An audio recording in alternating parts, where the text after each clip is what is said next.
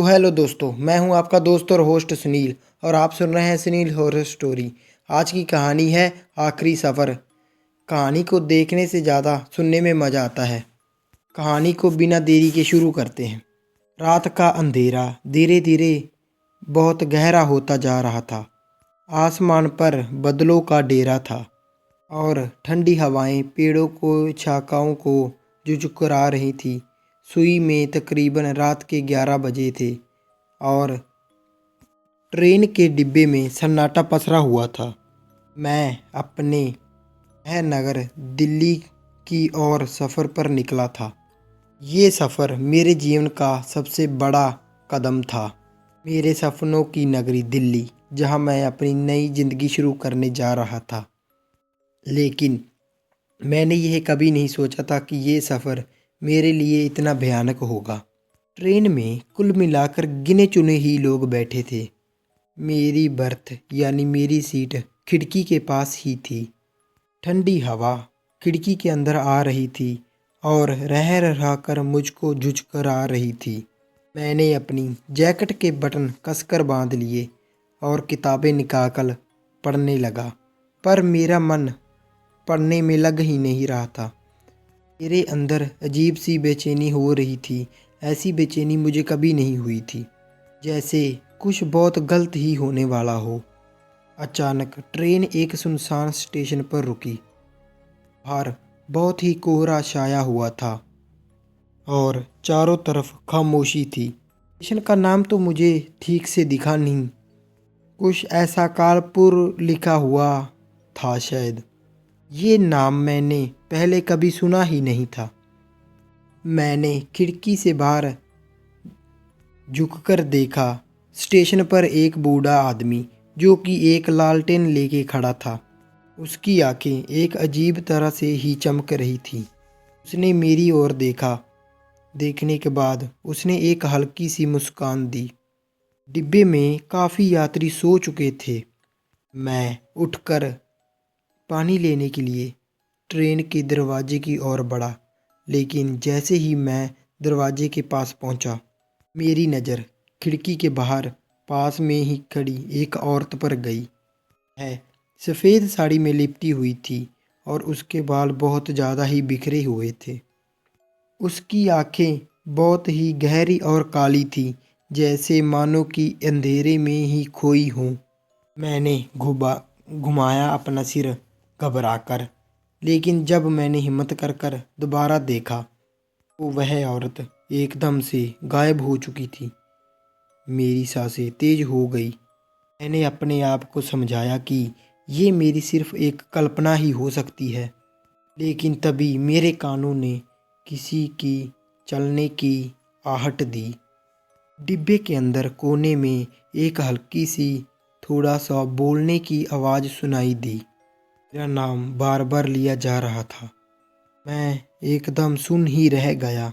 मेरा नाम कौन पुकार रहा था डिब्बे में? बाकी यात्री तो बहुत ही गहरी नींद में थे। मैंने अपने चारों ओर नज़र दौड़ाई, लेकिन कोई भी नहीं था। तभी वह आवाज़ बहुत तेज हो गई और अब वह एक भयानक हंसी में बदल गई। मेरे पैर वहीं जम गए। डिब्बे के अंदर का सन्नाटा अब भारी और बहुत ही डरावना लगने लगा था। वो बोलने की आवाज़ और एक डरावनी हंसी अब भी मेरे कानों में बहुत ही तेज़ी से गूंज रही थी। मेरा दिल अब बहुत ही ज़ोर ज़ोर से धड़क रहा था। मैंने सोचा कि मैं थका हुआ हूँ, इसलिए मुझे आराम करने की ज़रूरत है। आराम ही करना चाहिए मुझे। लेकिन जैसे ही मैं अपनी सीट की ओर बढ़ा, तभी मुझे लगा कि कोई मेरे पीछे खड़ा है। मैं घबरा गया। मैंने पीछे पलटकर देखा तो वहाँ तो कोई नहीं था। हालांकि मैंने महसूस किया कि हवा में एक अजीब सी ठंडक थी और मेरे शरीर में एक सिहरन दौड़ गई। मैंने हिम्मत करके खिड़की के बाहर झांककर देखा। स्टेशन अब पूरी तरह से कोहरे में डूब चुका था। पता नहीं क्या हुआ, ट्रेन अभी भी वहीं रुकी हुई थी। अजीब बात तो ये थी कि इंजन की चलने की आवाज़ भी बंद हो चुकी थी। मुझे ऐसा महसूस होने लगा कि जैसे ट्रेन एक अदृश्य शक्ति में कैद हो गई हो। तभी मुझे एक बच्चे की आवाज़ सुनाई दी। वह रो रहा था। आवाज़ मेरी बोगी से, मेरे डब्बे के दूसरी ओर से आ रही थी। मैंने हिम्मत जुटाई और धीरे धीरे उस ओर बढ़ा। हर कदम के साथ मेरा डर बहुत ज़्यादा ही बढ़ता जा रहा था। जब मैं डिब्बे के कोने पर पहुंचा, तभी देखा मैंने कि एक छोटा बच्चा फर्श पर बैठा हुआ है। कपड़े बहुत ज़्यादा गंदे थे और चेहरा उसका अंधेरे में साफ नज़र आ ही नहीं रहा था। वह बच्चा अपनी छोटी छोटी उंगलियों से किसी गुड़िया के कपड़ों को पकड़ते हुए मेरी ओर आ रहा था। बेटा, तुम यहाँ कैसे आए? मैंने कांपती आवाज़ में पूछा। बच्चा धीरे से सिर उठाया। उसकी आंखें काली और गहरी थी, जैसे उसकी आंखों में कोई अंतहीन गहराई ही हो। उसने कुछ देर तक मुझे देखा बिना पलक झपकाए, और देखने के बाद वह धीरे से कहा, यह ट्रेन तुम्हें जहाँ ले जा रही है, वहाँ से कोई कभी वापस लौट कर नहीं आता। उसकी बात सुनते ही मेरी सांसें रुक गईं। मैं पीछे पलटने लगा, लेकिन तभी वह बच्चा मेरी आंखों के सामने ही गायब हो गया, किसी अंधेरी जगह में। उसकी जगह अब एक टूटी हुई गुड़िया फर्श पर पड़ी थी। मेरे पैर अब बिल्कुल ही जवाब दे चुके थे। मैंने डब्बे की दूसरी ओर बढ़ने की कोशिश की, लेकिन जैसे ही मैं आगे बढ़ा, ट्रेन का माहौल पूरी तरह से ही बदल गया। ट्रेन का माहौल पूरी तरह से बदल तो गया, डिब्बे में किसी ने अजीब सी खून से आकृतियां बना दी थी। हर ओर से रोने और चीखने की आवाज़ें मेरी कानों में ही गूंज रही थी।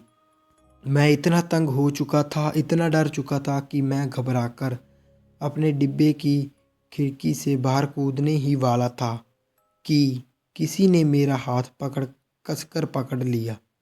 भागने की कोशिश मत करें, ये गहरी और ठंडी आवाज़ गूंजी। मैंने ऊपर देखा। वही बूढ़ा आदमी था जिसे मैंने स्टेशन पर एक लालटेन के साथ देखा था। उस बूढ़े की पकड़ इतनी मजबूत थी कि मैंने छूटने की कोशिश की, लेकिन वह सब बेकार। उसकी आंखें एक अजीब चमक के साथ मुझे घूरे ही जा रही थी। उसके चेहरे पर एक डरावनी सी मुस्कान थी। उसकी आवाज़ अब और भी ठंडी लगने लगी थी। तुमने सफ़र शुरू किया है, उसने मेरा नाम लेकर कहा। इसे ख़त्म करना भी तुम्हारी जिम्मेदारी है। जिम्मेवारी।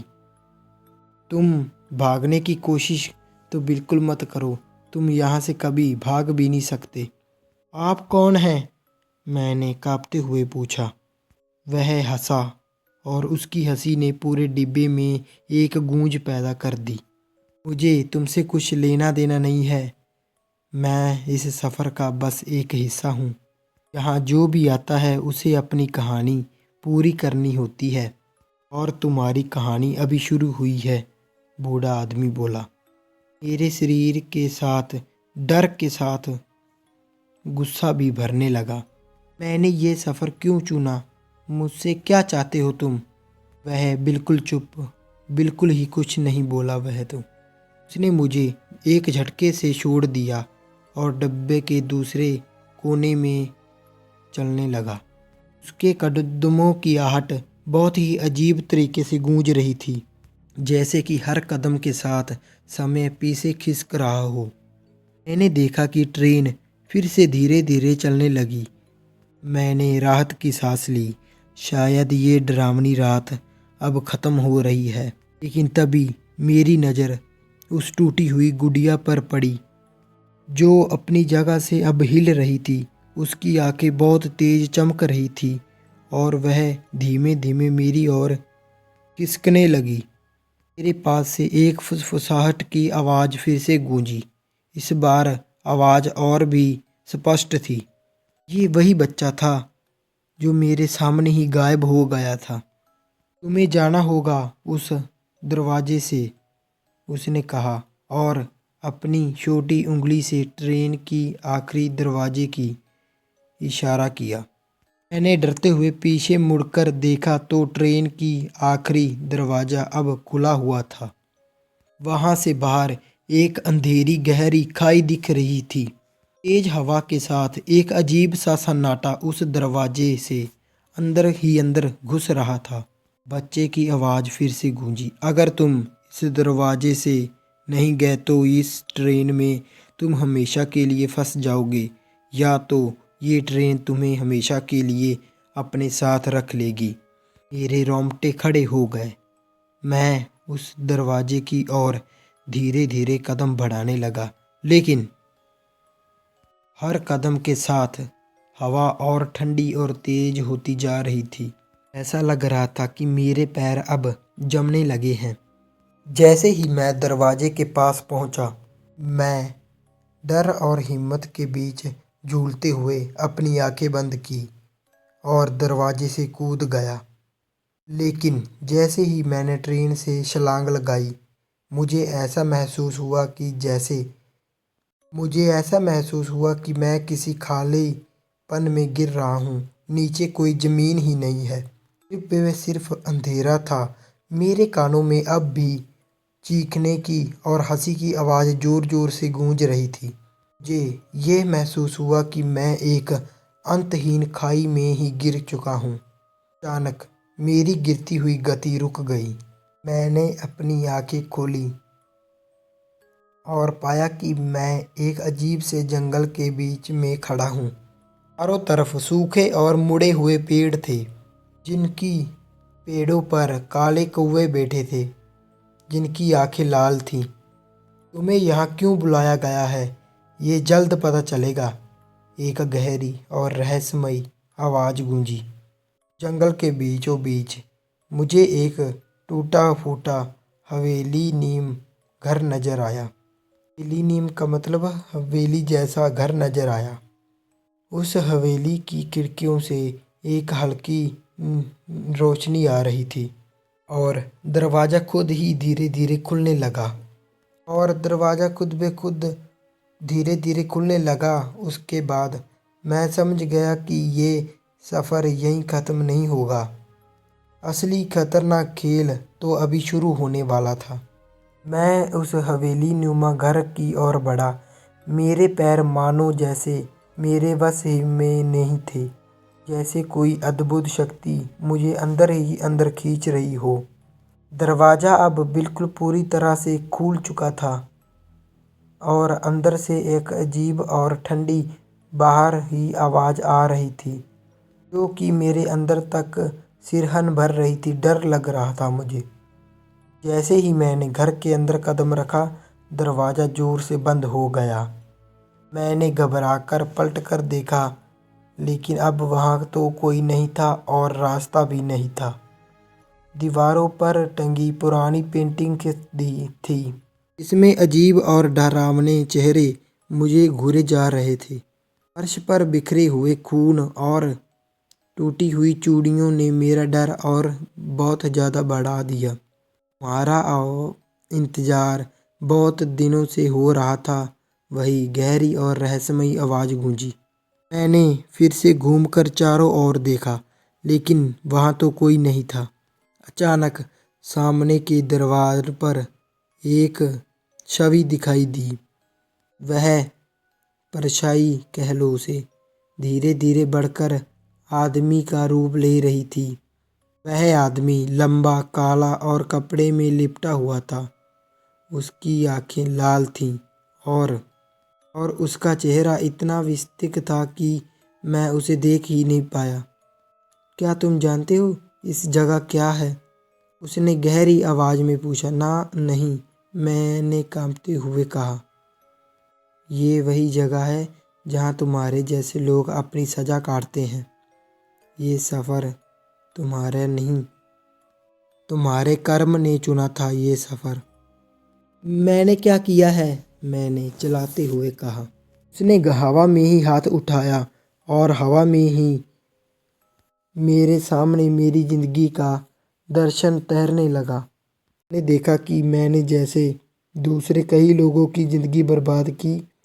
हर हर दिशा मुझे मेरी गलतियां दिखा रही थी। तुमने जो किया है उसकी कीमत अब तुझे चुकानी होगी।